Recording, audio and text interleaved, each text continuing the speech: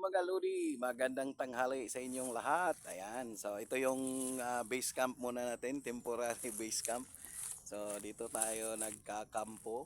Ayan. So madalas tayo ano ng tent dito pag tulog tayo overnight. Malawak naman ang ayan, mas may malawak na malinis na area. So pwede tayo nagti-tent diyan. Mayroon tayong mga gamit ng mga kaldero. Meron din dito mga lods. Ayan. So, nagluluto tayo ng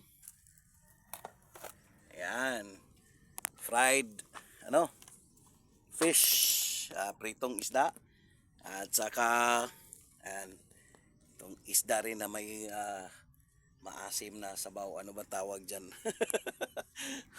Pinangat sa Bisaya, inunon. Oh, inunon mga lodi. So, ready na natin kasi yung kasamahan natin na magla-lunch na. So pabalik na yun dito at para mag-lunch. Ayan. So maraming salamat mga lodi. Send your support. Maraming salamat po.